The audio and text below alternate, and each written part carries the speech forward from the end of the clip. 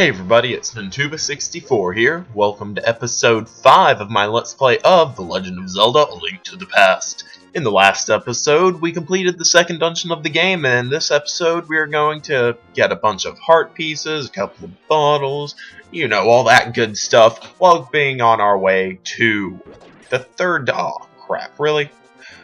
The reason I'm angry about killing that crab is due to the fact that when you pick up the rock, if you don't throw it at the crab and kill it, it will drop rupees, and if you pick up 7 of them, it will then drop a red rupee. And speaking of rupees, one of the first things we're going to do this episode is buy something. What are we buying? If you've played this game, you know, but if you don't know, because unless you're a psychic, you can't really know something unless you've experienced it. Or you can know it, but you can't truly understand it. Spock may know love, but he doesn't understand it. No, I'm just joking. He's half human. He understands emotion and logic. Hi, kitty. If my cat's meows show up on the recording, I'm sorry. I can't kick her out because she's so awesome. Don't scratch the carpet. Anyways, once you get to the witch's hut, which we have gotten here, so I haven't really had the need to show where to get there, you're going to want to pick up the really massive rock that you're able to pick up due to the Titan's Mint, head north, go to the right, and then knock down the pile of rocks using the Pegasus boots, avoid the jellies or the chews, since I really like Wind Waker, and go north. From here, you're going to want to go down the stairs. I don't know why going down the stairs deserves such an epic voice, and it doesn't really, because the second time I didn't use an epic voice, but the first time I did, in the very initial state, I don't know what I'm talking about. Let's see, where was I saying? Oh yes, the goal in this episode is to get to the third dungeon, which is the Tower of Hera. Now, what we are doing here is we are in the equivalent of Zora's Domain. And by the equivalent of, I'm saying compared to Ocarina of Time. Because not everything has the same name, nor the same geographical location, because in Ocarina of Time, Kakariko Village was to the east. But in this game, it's to the west, as you all know. And now you're going to want to talk to the really freaking big Zora, and you're going to ask for the flippers, but he is going to say, no, give me money. Get in my lap, kitty. But you're going to say, what's $500 make you think? And he says, it makes me think I'm going to give you the flippers. Now you're going to want to head right south and then go west. And before you go down either of the waterfalls, you're going to head all the way west to grab a piece of heart. Now, when you exit, you are going to want to go south through the closer waterfall, because it's faster. You don't actually miss out on anything if you go down the other one, but it takes time. Then again, I'm not actually going through this game with a very efficient route, just going through it with my route. And now we're going to upgrade some items, specifically the boomerang and the shield.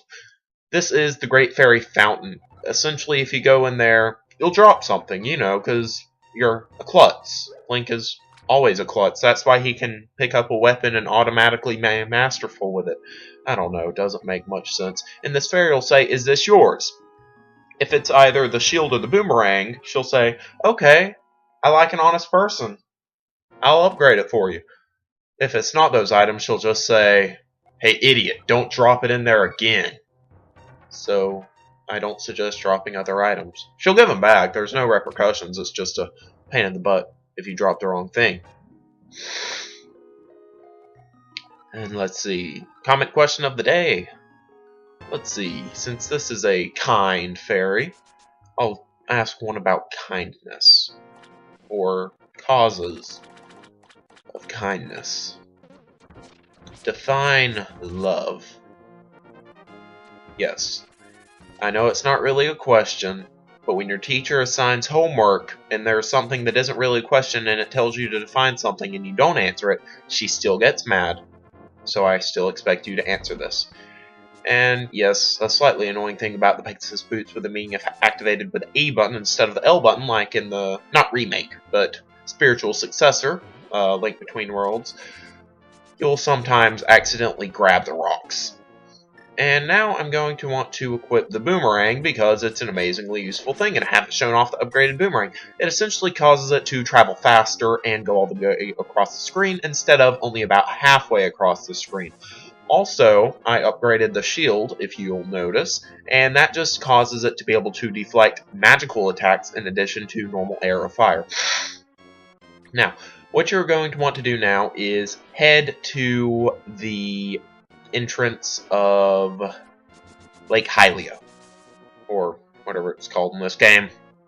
If you can't tell, I play Ocarina of Time a lot.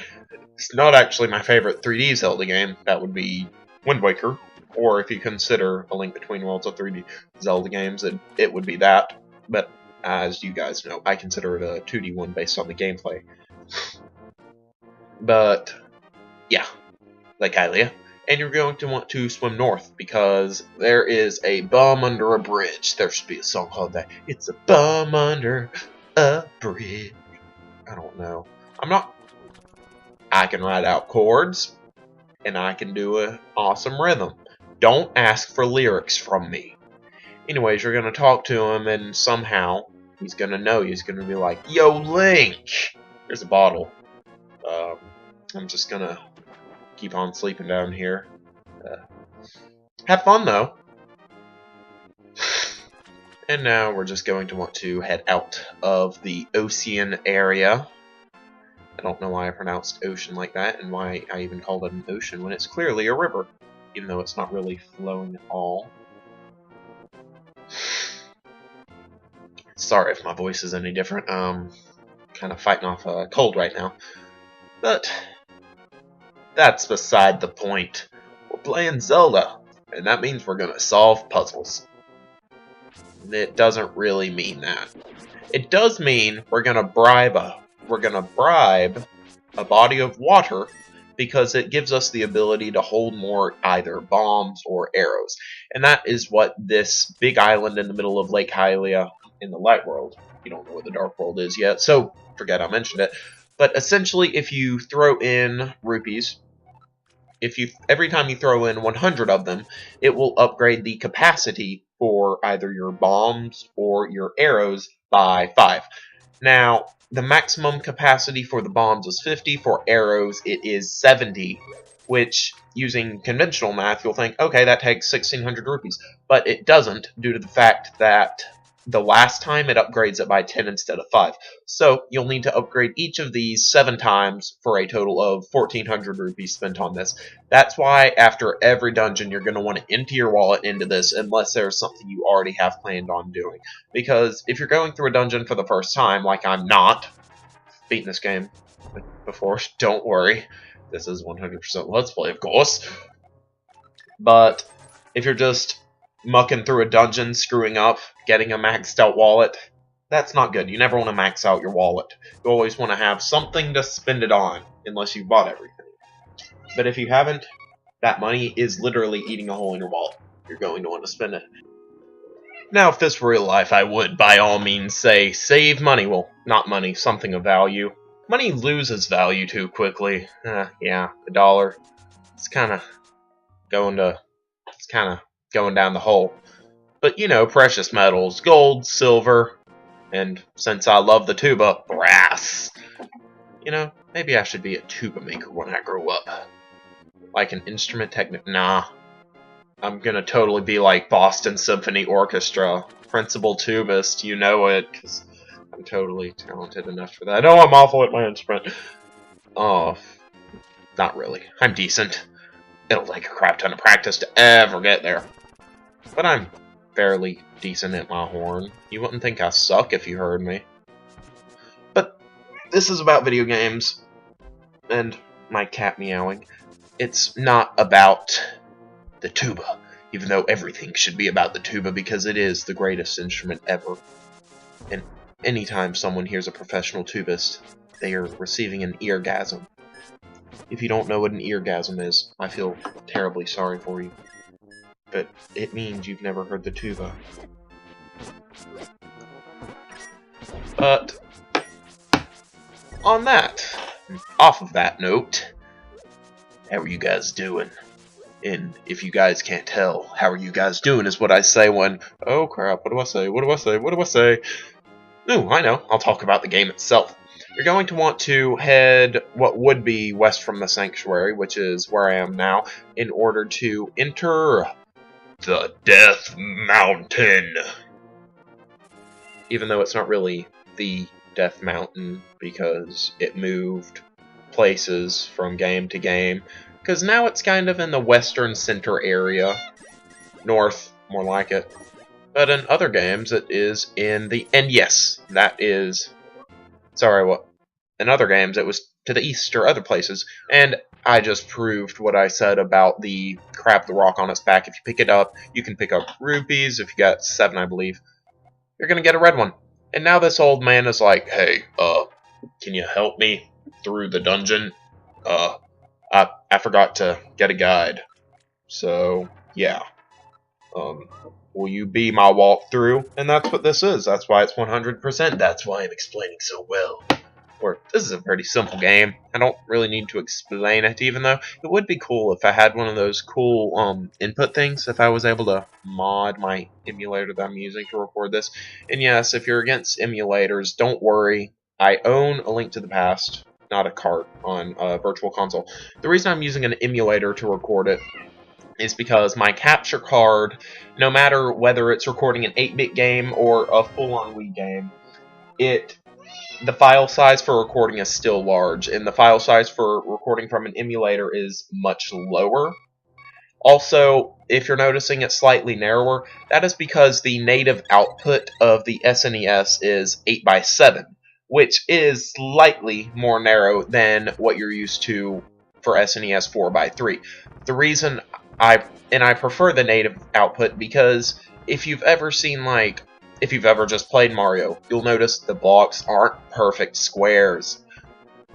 If you're playing, but when I get to Super Mario World in my Mario Friday, which I do intend on doing, it will be a perfect square for the blocks because it doesn't stretch the pixels, and in my opinion, the pixel stretching makes it a little bit blurry and just not as crisp. So, yeah.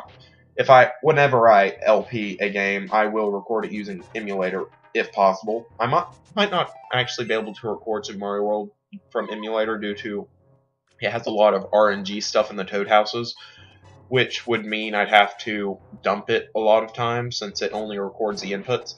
But yeah, don't worry.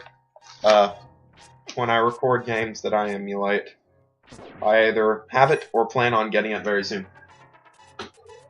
But off that subject, we just got a piece of heart, and now we're beating many more Moldorms, even though their larger father would be much more annoying. Oh god, I hate fighting Moldorm. But off that painful subject, I don't want to talk about that anymore. When you head up all the way north, you're going to want to head east, because to your west there's a wall, and you can't walk through walls. If you could walk through walls, that'd be amazing. Or they really wouldn't be walls, even though in Zelda games you can walk through walls, because whenever you go through a door, it's still programmed to always be a wall. It just makes it where you can walk through walls for that moment. That's why when you get storage in Wind Waker on a wall, it causes you to be able to walk through a wall. On opening a door, it causes you to be able to walk through a wall. No one knows what that is except for Cosmo. He's an amazing speedrunner. Oh yeah, and you can get a heart piece right there if anyone cares. Or, you know, because heart pieces aren't important. Any percent is so fun. Anyways, next time on Let's Play A Link to the Past, I'm gonna do the Tower of Hera. See you guys next episode.